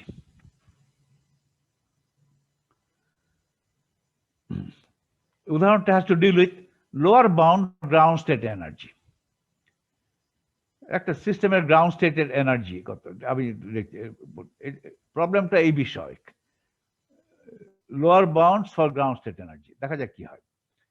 As you will see later, অনেক পরবর্তী, the variational method বলে একটা approximate method আছে for solving Schrodinger equation. As you will see later, the variational principle can be used to find an upper bound to the ground state energies. সর্বনিম্ন শক্তি স্তরের energy কত হবে সেটা সবসময় exactly বের করা আমাদের পক্ষে সম্ভব হয় না। আমরা সবসময় অ্যাপ্রক্সিমেট মান বের করার চেষ্টা করি, আসন্ন মান বের করার চেষ্টা করি। এখন ভ্যারিয়েশনাল প্রিন্সিপাল একটা টেকনিক, যেটার সাহায্যে আমরা কোন একটা বাউন্ড স্টেটের, কোন সিস্টেমের বাউন্ড স্টেটের সর্বনিম্ন শক্তি স্তরের ভ্যালুটা, এনার্জি কত, সেই মানটা আসন্ন অ্যাপ্রক্সিমেটলি নির্ধারণ করি। সেই অ্যাপ্রক্সিমেশনটা হয়, that approximation gives me an upper bound for the ground state energy. Ground state energy আমার জানতে চাই, এক্স্যাক্টলি জানি না কত, তবে এমন একটা ওই ভ্যারিয়েশনাল প্রিন্সিপাল ব্যবহার করে এমন একটা সংখ্যা বের করলাম, রাইট, যে এমন একটা সংখ্যা বের করলাম যে আমি তখন বলতে পারবো যে যে সংখ্যাটা বের করলাম সেই সংখ্যাটার গ্রাউন্ড স্টেটের এনার্জি সেই সংখ্যার বেশি নয়, সেই সংখ্যাটার কম। তাহলে যেই সংখ্যাটা বের আমি করলাম সেটা হচ্ছে আপার bound to the ground state energy. এটা আমি একটু দেখাই, তো আপার বাউন্ড বলতে মিন করে একটা সিস্টেম আছে, সিস্টেমে একটা গ্রাউন্ড স্টেট এনার্জি আছে, কিন্তু সেটা আমি জানি না। এটা ধরো সাই গ্রাউন্ড স্টেট, ই গ্রাউন্ড স্টেট, সর্বনিম্ন শক্তি স্তরে সিস্টেমটার স্টেট থাকতো, আবদ্ধ অবস্থায় থাকতে হবে সিস্টেমটা যে যদি অনেকগুলো পার্টিকেল দ্বারা সিস্টেমটা গঠিত হয়, পার্টিকেলগুলো কাছাকাছি থেকে একটা বাউন্ড স্টেট গঠন করতে হবে। যেমন হাইড্রোজেন সিস্টেমটা দুটো পার্টিকেল দ্বারা গঠিত, একটা পার্টিকেলের নাম ইলেকট্রন আর একটা পার্টিকেলের নাম প্রোটন। এই দুটো পার্টিকেল দ্বারা হাইড্রোজেন অ্যাটম গঠিত হয়। দুটা পার্টিকেল কাছাকাছি আছে, একে অপর থেকে ছেড়ে দূরে চলে যাচ্ছে না। দূরে চলে গেলে তো এটা তাহলে হাইড্রোজেন অ্যাটম ভেঙে গেল, আয়নাইজড হয়ে গেল বলবো। কাছাকাছি অবস্থানে আছে, তারা একে অপরের পারস্পরিক আকর্ষণ বল এক্সার্ট করছে, সেই আকর্ষণ বলের কারণে তারা কাছাকাছি থেকে একটা বাউন্ড স্টেট গঠন করেছে। সেই বাউন্ড স্টেটের নাম হচ্ছে হাইড্রোজেন অ্যাটম। সেই বাউন্ড স্টেটটা শক্তি স্তর আছে, অনেকগুলো এনার্জি লেভেলে বাউন্ড স্টেটটা এক্সিস্ট করতে পারে। সর্বনিম্ন শক্তি স্তর একটা আছে, সর্বনিম্ন শক্তি স্তরকে বলে গ্রাউন্ড স্টেট। আচ্ছা, একটা গ্রাউন্ড স্টেট আছে, গ্রাউন্ড স্টেটের মান আমি ধরো জানি না, আমি কোনো একটা টেকনিক ব্যবহার করে একটা এনার্জি বের করলাম। আমি বের করে বললাম যে আমার যে গ্রাউন্ড স্টেট এনার্জি আছে, আমার গ্রাউন্ড স্টেট এনার্জি ওই যে এনার্জি, ধরো ভ্যারিয়েশনাল টেকনিক ব্যবহার করে একটা কোয়ান্টিটি বের করলাম, বললাম যে আমার গ্রাউন্ড স্টেট ওই ভ্যারিয়েশনাল চাইতে বেশি নয়, কম হবে। তাহলে আমি যে ভ্যারিয়েশনাল টেকনিক ব্যবহার করে একটা সংখ্যা বের করলাম, যে সংখ্যাটা হচ্ছে একটা এনার্জি ডাইমেনশন, এবং আমি বললাম যে আমার যে অ্যাকচুয়াল গ্রাউন্ড স্টেট আছে, সিস্টেমের অ্যাকচুয়াল গ্রাউন্ড স্টেটটা ওই সংখ্যাটার বেশি নয়। তাহলে যে সংখ্যাটা আমি বের করলাম সেটা হচ্ছে আপার bound to the ground state energy. ওই সংখ্যাটা আমি যদি জানি, তাহলে গ্রাউন্ড স্টেট এনার্জি সম্বন্ধে আমার একটু ধারণা হয়, মোটামুটি একটা ধারণা হতে পারে, নাও হতে পারে আবার ধারণা। তাহলে আমার উদ্দেশ্য থাকবে যে আমি যে টেকনিকটা ব্যবহার করে যে আমি যে একটা এনার্জি পেলাম, সেটা মিনিমাইজ করে করে অ্যাকচুয়াল গ্রাউন্ড স্টেটের যত কাছে সম্ভব ততই আমার ভালো। Upper bound should be very close to the actual value. Upper বাউন্ডটাকে মিনিমাইজ করে যত কম করা যায় আপার বাউন্ডটা, তত আমার ভালো। আমি জানি এটা তো আপার বাউন্ড, আমার অ্যাকচুয়াল এনার্জি যেটা গ্রাউন্ড স্টেট এই আপার বাউন্ডের চাইতে বেশি নয়। ফলে এই যে আপার বাউন্ড যেটা বের করলাম, সেটার মানটা আমি যত কমাতে পারি ততই ভালো। আপার বাউন্ড যদি খুব বেশি হয়ে যায়, তাহলে গ্রাউন্ড স্টেট এনার্জি সম্বন্ধে তো আমার কোনো ধারণাই হলো না। আমি যদি বলি একটা অ্যাটমের ডাইমেনশন কত, তুমি যদি বলো অ্যাটমের ডাইমেনশন পৃথিবীর রেডিয়াসের চাইতে কম, পৃথিবীর রেডিয়াসের চাইতে বেশি নয়, কথাটা সত্যি হলো, সত্যি কথা। তাহলে তুমি বলতে পারো পৃথিবীর radius is an upper bound to the dimension of an atom. অ্যাটমের রেডিয়াসের আপার বাউন্ড হচ্ছে পৃথিবীর রেডিয়াস, কারণ অ্যাটমের রেডিয়াস কখনো পৃথিবীর রেডিয়াস চাইতে বেশি হবে না।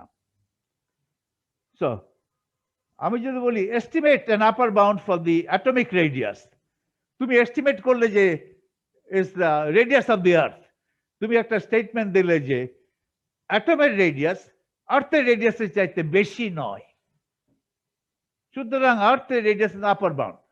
আমার কি অ্যাটম সম্বন্ধে কোনো ধারণা হলো? অ্যাটমটাকে টেনিস বলের সমান না এই বিল্ডিংটার সমান, কোনো ধারণা হলো? কোনো ধারণাই হলো না। অ্যাটম তার মানে আপার বাউন্ড যেটা ক্যালকুলেট করে ওটাকে কমাতে হবে, যত কমানো যায়।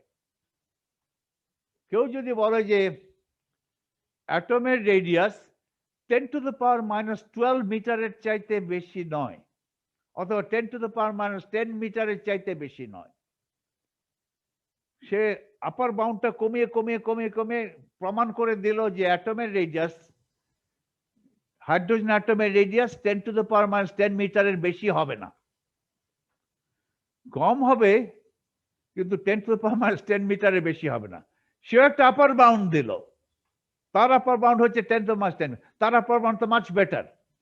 এখন অ্যাটলিস্ট আমি এটা বুঝতে পারতেছি যে অ্যাটমটা খুব ক্ষুদ্র। ওকে, সুতরাং একটা আবদ্ধ অবস্থায় যদি একটা সিস্টেম থাকে, বাউন্ড অবস্থায় একটা সিস্টেম যদি থাকে, তাহলে bound state energy, lowest bound state এনার্জিকে বলে, bound state with the lowest এনার্জিকে বলে গ্রাউন্ড স্টেট। গ্রাউন্ড স্টেট এনার্জির আপার বাউন্ড পাওয়া যায় একটা টেকনিক ব্যবহার করে, সে টেকনিকের নাম হচ্ছে ভ্যারিয়েশনাল টেকনিক। সেটা আমাদের আলোচনার বিষয়বস্তু না। এবং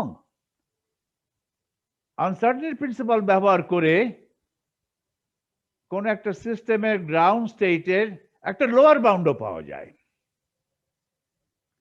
লোয়ার বাউন্ড মানে কি? আমি আনসার্টেনিটি প্রিন্সিপাল ব্যবহার করে গ্রাউন্ড স্টেটের একটা এস্টিমেট করব, একটা সংখ্যা আমি বের করব। সেই সংখ্যাটার ডাইমেনশন হবে এনার্জি। সংখ্যাটা এমন ভাবে বের করব, সংখ্যাটা বের করার পরে বলবো যে অ্যাকচুয়াল গ্রাউন্ড স্টেট এনার্জি আমি যে সংখ্যাটা বের করলাম আনসার্টেনিটি প্রিন্সিপাল ব্যবহার করে, সেই সংখ্যাটার কম নয়, সেই সংখ্যাটার চাইতে বেশি। কত বেশি বলতে পারছি না, বেশি, কিন্তু কম নয়। তার মানে এটাকে বলে লোয়ার বাউন্ড। আমি আনসার্টেনিটি প্রিন্সিপাল ব্যবহার করে গ্রাউন্ড স্টেটের লোয়ার বাউন্ড ব্যবহার করতে পারি। এটা গ্রাউন্ড স্টেটের অ্যাকচুয়াল মান, অ্যাকচুয়াল শক্তি স্তর। আনসার্টেনিটি প্রিন্সিপাল ব্যবহার করে আমি একটা সংখ্যা বের করলাম, বের করলাম। আমি এইটুকু প্রমাণ করতে সক্ষম হলাম যে আনসার্টেনিটি প্রিন্সিপাল ব্যবহার করে যে আমি ব্যবহার করছি সেটা নিশ্চিতভাবে গ্রাউন্ড স্টেটের চাইতে কম। তার মানে গ্রাউন্ড স্টেট এনার্জি ওটার চাইতে কম নয়, বরঞ্চ বেশি। ওকে, তাহলে আমি কি দিলাম? আমি কি আপার বাউন্ড দিলাম না লোয়ার বাউন্ড দিলাম? I've given a lower bound to the ground state energy. Actual ground state energy এই মানের চাইতে কম হবে না। তো যেই মানটা বললাম যে এই মানের চাইতে কম হবে না, সেই মানটা হচ্ছে গ্রাউন্ড স্টেট এনার্জির লোয়ার বাউন্ড। আমার উদ্দেশ্য হবে লোয়ার বাউন্ডটাকে ম্যাক্সিমাইজ করা। ওকে, লোয়ার বাউন্ডটা যত বড় করতে পারি ততই ভালো, আর আপার বাউন্ডকে যত কমাতে পারি ততই ভালো। আমি দুইটা মেথড অ্যাপ্লাই করে একটা লোয়ার বাউন্ড পেলাম, একটা আপার বাউন্ড পেলাম। তাহলে আমি বলতে পারি গ্রাউন্ড স্টেট ওই রেঞ্জের মধ্যে আছে। সেই রেঞ্জটা যত ছোট হবে ততই ভালো। ওকে, ততই আমার সিস্টেমের গ্রাউন্ড স্টেট এনার্জি নিয়ে ভালো ধারণা হবে। সুতরাং আমরা এটা করব, আমরা একটা পার্টিকেল নেব, পার্টিকেলটা একটা পোটেনশিয়াল কূপে, বর্গকূপ না, একটা পোটেনশিয়াল বিভব কূপে, কূপও না, ওয়েল না, একটা বিভবে আবদ্ধ অবস্থায় আছে। সেই আবদ্ধ অবস্থায় থাকার সময় যে সর্বনিম্ন শক্তি স্তর, সেই সর্বনিম্ন শক্তি স্তরের একটা এস্টিমেট করব, যে এস্টিমেটটা হবে lower bound to the ground state energy. এটা আনসার্টেনিটি প্রিন্সিপাল ব্যবহার করে we can get A lower bound to the ground state energy of a system in the bound state. আমার সিস্টেমটা খুব সোজা, একটা পার্টিকেল। ওকে, কিভাবে পাবো সেটা একটা আলোচনা করতে হবে, সেটাই হচ্ছে এখন আলোচনার মুখ্য বিষয়। এখানে আমি বলছি আপার বাউন্ড লোয়ার বাউন্ড বলতে কি মিন করে। ওকে, আমি একটু পড়ে যাই। অ্যাজ উইল সি, ঠিক আছে, এটা পড়ি। Will use the uncertainty principle in the form delta x delta p h cut by 2। এই ফর্ম ব্যবহার করতে হবে, কারণ এই ফর্ম কিন্তু ইন্ডিপেন্ডেন্ট অফ দ্য স্টেট।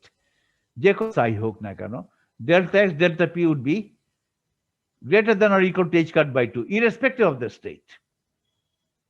ওকে, এখানে সাই নাই, ওটা উঠে গেছে। এটা ব্যবহার করে we'll find a rigorous lower bound for the ground state energy of a one-dimensional Hamiltonian জন্য ground state energy rigorous lower bound। তার মানে যে সংখ্যাটা আমি এস্টিমেট করব, নিশ্চিতভাবে রিগারাস মানে নিশ্চিতভাবে বলা যাবে যে আমার অ্যাকচুয়াল গ্রাউন্ড ওই সংখ্যাটার কম নয়। সুতরাং সেই সংখ্যাটা হবে গ্রাউন্ড স্টেটের lower bound.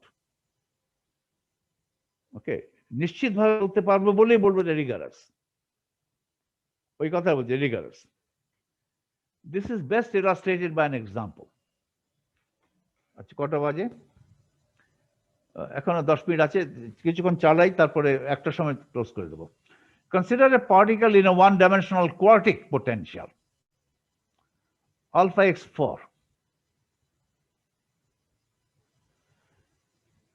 where alpha is positive সংখ্যা, is a constant with units of energy over length to the fourth power, কারণ এটা তো এনার্জি, v তো এনার্জি, তাহলে x তো হচ্ছে মিটার লেন্থ, আলফার ইউনিট কি হবে? Energy per length to the power 4, joule per metre raise to 4, okay, joule per metre raise to 4, এভাবে বলবো আলফার unit, with units of energy over length to the fourth power.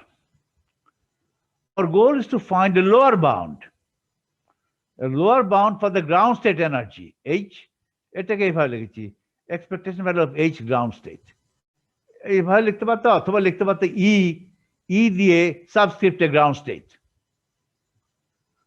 কারণ ground স্টেটটা হচ্ছে H এর eigen state, ground state wave function, আর ground state ket, এভাবে লিখ, কারণ আমি এটা চাই, এটা তো গ্রাউন্ড স্টেটের যে একটা করসপন্ডিং কেট আছে, ওটাকে আমি লিখলাম ধরো সাই গ্রাউন্ড স্টেট, এটা গ্রাউন্ড স্টেট, কারণ it's an eigen ket of H with eigenvalue E ground state, এটা হচ্ছে লোয়েস্ট, এটা নিচে আর আইগেন ভ্যালু নাই, এই জন্য এটাকে বলে গ্রাউন্ড স্টেট, এটা নর্মাল হয়।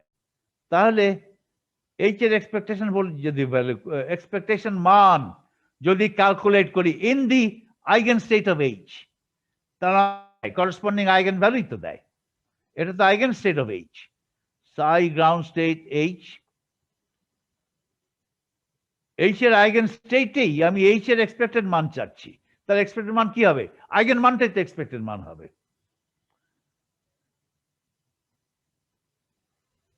হবে এটা তো 1, তাহলে আইগেন মানটাই তো এক্সপেক্টেড মান, একই তো। আর এটাকে এইভাবে লিখি না, এটাকে লিখছি এইভাবে লেখা হচ্ছে আর কি, ওকে, এটা নোটেশন এইরূপ। সুতরাং কিভাবে লিখবে? এইভাবে লিখতে পারো অথবা এইভাবে লিখতে পারো, তোমার ইচ্ছা।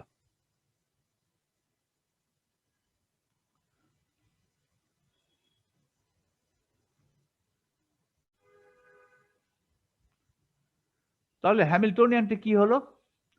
হ্যামিল্টনিয়ানটা হলো P square operator by 2m, এটা ওয়ান পার্ট সিস্টেম, কিন্তু আবদ্ধ আছে alpha x to the power 4। Harmonic oscillator হলে এখানে কিন্তু আলফা একটা কিছু হতো, আর এখানে এক্স স্কোয়ার থাকতো। ইম্পর্টেন্ট হচ্ছে এটা কোয়াড্রেটিক হতো, এটা কোয়াড্রেটিক নয়, এটা কোয়ার্টিক। এই কোয়ার্টিক পোটেনশিয়ালে আবদ্ধ অবস্থায় পার্টিকেলটা আছে, এই কোয়ার্টিক পোটেনশিয়ালে কিন্তু আবদ্ধ অবস্থায় থাকা ছাড়া আর কোনো উপায় নেই। কেন উপায় নেই একটু পরে দেখবে। বাউন্ড অবস্থায় থাকতে হবে, কারণ বাউন্ড অবস্থায় থাকতে হবে, কারণ পোটেনশিয়াল তাকে বহু দূরে, অরিজিন থেকে বহু দূরে, পার্টিকেলটাকে বহু দূরে,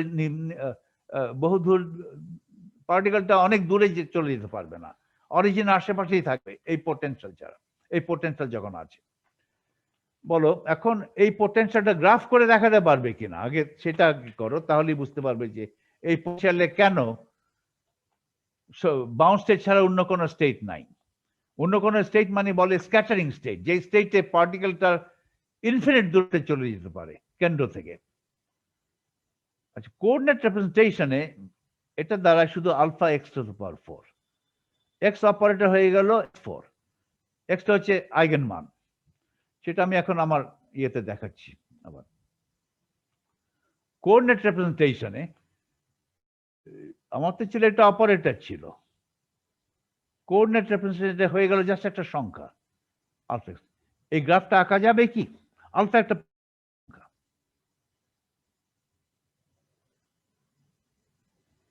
দ্রুত চলে যাচ্ছে,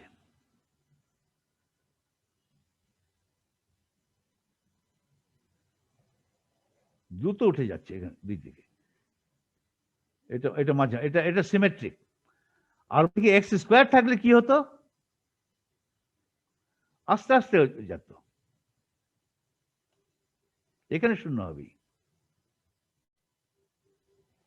এটা এক্স স্কোয়ার, আবার আঁকি এক্স স্কোয়ার আঁকি আগে, ধরো এটা এক্স স্কোয়ার,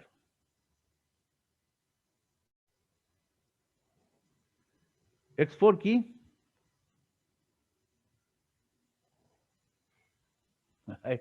এই অরিজিনে আসছে কিছু জায়গায় x4 কিন্তু এক্স স্কোয়ারের নিচে থাকবে, খেয়াল রাখো। এক্স স্কোয়ার যদি গ্রাফ আঁকো তাহলে অরিজিনের আশেপাশে অল্প অল্প কিছু দূরত্বে x4 কিন্তু কম হবে এক্স স্কোয়ারের তুলনায়, তারপরে আবার দ্রুত বেড়ে যাবে, যখন x বাড়ছে x দ্রুত বেড়ে যাবে। আবার দেখো গ্রাফটা আমি আবার করছি, দেখো এক্স স্কোয়ার আঁকছি আগে, একটু একটু ফ্ল্যাট করে আঁকি, এক্স স্কোয়ার এটা হারমোনিক অসিলেটর, x4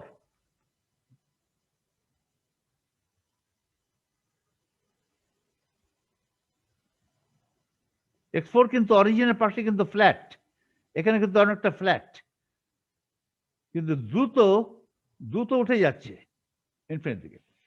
যাই হোক, এখন এরকম যদি একটা পোটেনশিয়াল থাকে, আবার এরকম যদি একটা পোটেনশিয়াল থাকে x4,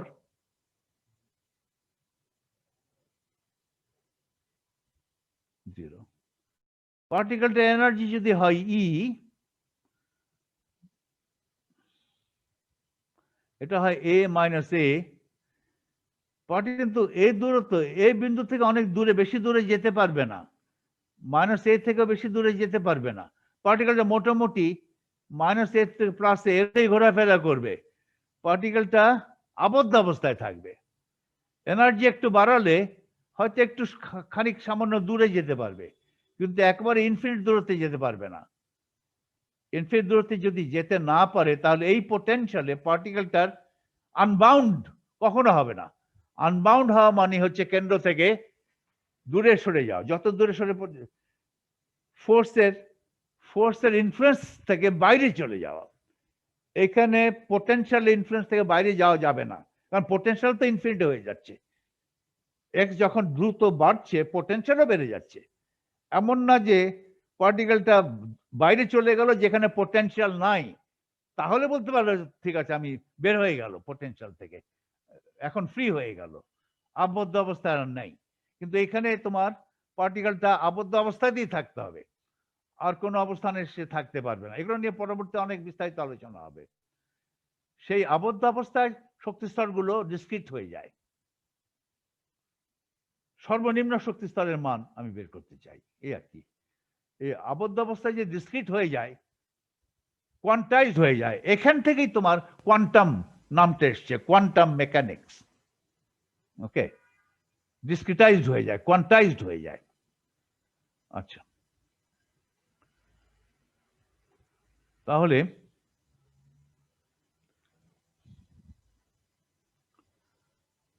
এইটা এখানে যে আবদ্ধ অবস্থায় পার্টিকেলটা আছে, এই পোটেনশিয়ালে পার্টিকেলটার বিভিন্ন শক্তি স্তর আছে, সর্বনিম্ন শক্তি স্তরের কত একটা এস্টিমেট করতে চাই। আমার প্রসেস থেকেই তুমি দেখতে পাবে যে এস্টিমেটটা, that estimate will be lower bound to the exact to the actual ground state energy. আমি শুধু এইটুকু বলতে সক্ষম হব যে আমার এস্টিমেটটা এমন একটা এস্টিমেট যে আমার অ্যাকচুয়াল গ্রাউন্ড স্টেট এনার্জি আমার এস্টিমেটের চাইতে কম নয়, আমার এস্টিমেটের চাইতে একটু সামান্য বেশি। একটু সামান্য বেশি না, বেশি, অনেক বেশি বেশি তা তো হবে না। ওকে, আমার উদ্দেশ্য হবে যে আমি যাতে ম্যাক্সিমাইজ আমার লোয়ার বাউন্ড যে এস্টিমেটটা যত বড় করতে পারি ততই ভালো, ততই আমি অ্যাকচুয়াল মানের কাছাকাছি যাব, অ্যাকচুয়াল গ্রাউন্ড স্টেটের কাছাকাছি যাব। কারণ আমি তো করেছি যে আমার এস্টিমেটটা আমার এস্টিমেটের চাইতে গ্রাউন্ড স্টেট এনার্জি কম হবে না। এখন আমার এস্টিমেট যদি বাড়াতে পারি তাহলে আমি গ্রাউন্ড স্টেটের কাছাকাছি আসছি, কিন্তু যতই কাছে আসুক না কেন আমার গ্রাউন্ড স্টেট এনার্জি আমার এস্টিমেটের চাইতে কম হবে না, কারণ আমার এস্টিমেটটা লোয়ার বাউন্ড। কিন্তু যতই কাছাকাছি আসি তখন সেটা আমার তাহলে আসন্ন মানে আমার এস্টিমেটটা খুব অ্যাকুরেট হবে, তাই তো, অ্যাপ্রক্সিমেশনটা বেটার হবে। সেই জন্য আমার উদ্দেশ্য থাকবে যে যত লোয়ার বাউন্ড যখন বের করবে, যত বড় পারা যায় তত ভালো, আপার বাউন্ড যখন যত কমানো যায় তত ভালো। ততই কাছাকাছি আসবে অ্যাকচুয়াল মানের কাছে। ওকে, এইটা আমি এই হ্যামিল্টনিয়ান থেকে, এই যে আমার হ্যামিল্টনিয়ানের এক্সপেকটেশন ভ্যালু, এই হ্যামিল্টন এক্সপেকটেশন ভ্যালু তো ground state energy, ground state expectation value, right hand side. এখন রাইট হ্যান্ড সাইডকে আমি এখন ম্যানিপুলেট করব। এগুলোর সঙ্গে এক্সপেকটেশন অফ পি স্কোয়ার আছে, এক্সপেকটেশন অফ x4, এগুলোর সঙ্গে আমি ডেল্টা পি ডেল্টা এক্স এর যোগসূত্র স্থাপন করে দেখাবো যে এই জিনিসটা ইজ গ্রেটার দ্যান সামথিং। ওই সামথিংটাই হবে আমার এস্টিমেট। আমি বলবো ওই সামথিং গ্রেটার দ্যান হলেও কাছাকাছি, সামান্য বড়, তাহলে ওইটাই আমি যে এস্টিমেটটা পাবো আনসার্টেনিটি প্রিন্সিপাল দিয়ে, আনসার্টেনিটি প্রিন্সিপাল ব্যবহার করে একটা রাইট হ্যান্ড সাইডের অথবা রাইট হ্যান্ড সাইডের একটা এস্টিমেট যদি চাই, তাহলে এগুলোর সঙ্গে আনসার্টেনিটির যোগসূত্র স্থাপন করতে হবে, তারপরে আমি করতে পারবো। কিভাবে পাবো এটা একটু বিস্তারিত ভালো এটা করতে হবে। এটাই আমার শেষ আলোচনা। আমি কিন্তু কঠিন একটা এক্সাম্পল দিচ্ছি তোমাদের, x4, তারপরে আমি তোমাদের বলবো x স্কোয়ার হলে কি হবে তোমরা বের করো। আরো সোজা একটা দিলাম, স্কোয়ার হওয়া মানে হচ্ছে হারমোনিক অসিলেটর, যেটা আমাদের পরবর্তী টপিক। এটা শেষ হলে কিন্তু আগামী ক্লাসে এটা শেষ হয়ে যাবে, আগামী ক্লাসে এটা অর্ধেক সময়টা শেষ হয়ে যাবে। তারপর আমি পরবর্তী টপিকে চলে যাব হারমোনিক অসিলেটরে। হারমোনিক অসিলেটরের পোটেনশিয়াল হচ্ছে কোয়াড্রেটিক। হারমোনিক অসিলেটর যখন আলোচনা করবো এক্স্যাক্টলি গ্রাউন্ড স্টেট এনার্জি কত বের হবে, আর তোমরা তার আগেই এই আনসার্টেনিটি প্রিন্সিপাল ব্যবহার করে harmonic oscillator ground state estimate করে ফেলবে। That will be a lower bound, that estimate will be lower bound to the ground state energy. Okay, তোমার এস্টিমেটটা গ্রাউন্ড স্টেট এনার্জির থেকে একটু কম হবে, কিন্তু ওই তফাৎটা যদি বলি হয় তাহলে তোমার এস্টিমেটটা ইজ এ গুড এস্টিমেট, সামান্য কম কিন্তু অতি সামান্য। ওকে, এটা তাহলে তোমরা করবে, আমি করছি এটা x4, তোমাদের কাজ হচ্ছে x স্কোয়ার। ধরো আলফা x স্কোয়ার হলে কি হতো, আনসার্টেনিটি প্রিন্সিপাল দিয়ে কি এস্টিমেট করা যেত। এটা কিন্তু খুবই ইন্টারেস্টিং, এটা রিগারাস হচ্ছে কাজটা, সবকিছু রিগারাস কাজ হচ্ছে, অনেক ঝামেলা। দেখো গ্রাফটা বেঁকে মিনিমাইজেশন করতে হবে, এটা একটা ইন্টারেস্টিং একটা এক্সারসাইজ, এটা ইন্টারেস্টিং এক্সারসাইজ। ওকে,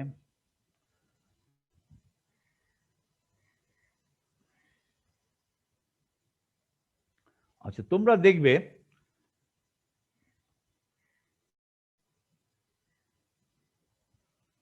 কি করলাম আমি। আচ্ছা আমার শেষ করে দিচ্ছি, এখন একটু পরেই শেষ করে দেবো। MIT ওপেন কোর্সওয়্যার, MIT ওপেন কোর্সওয়্যার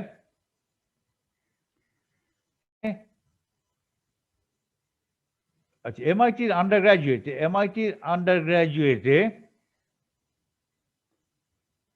কনিক্সের 3টা কোর্স পড়ায়, 8.04 বোধ হয়, 8.03, 8.05, 8.06, এই দুটা ভাগ করেছে। এটা ফার্স্ট কোর্স, এই দুটো মিলে সেকেন্ড কোর্স। আমাদের লেভেলটা কিন্তু MITর সেকেন্ড কোর্সের কাছাকাছি, 8.05, 8.06। 8.05 এর টপিকটাকে অর্ধেক করে, সিলেবাসটা অর্ধেক, সিলেবাস অর্ধেক করে দুটো মিলে কোয়ান্টাম মেকানিক্স কভার করেছে। আর ফার্স্ট কোর্সটা একটা সেমিস্টারে পুরোটা কভার করেছে তাড়াহুড়া করে।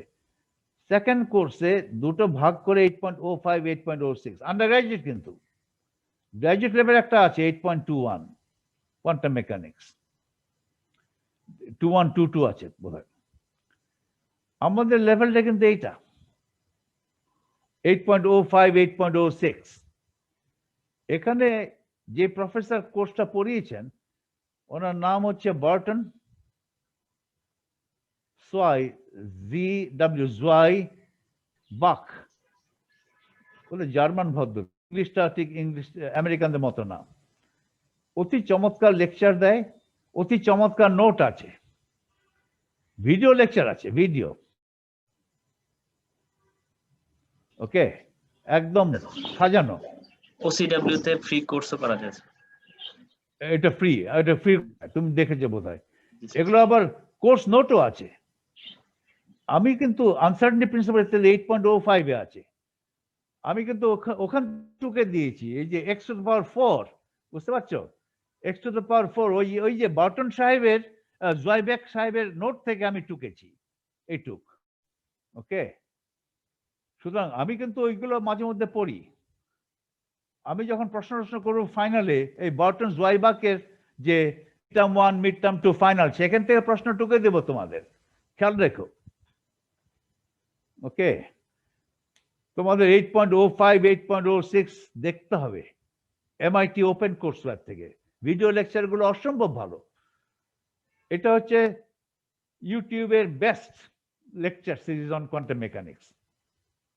ওকে।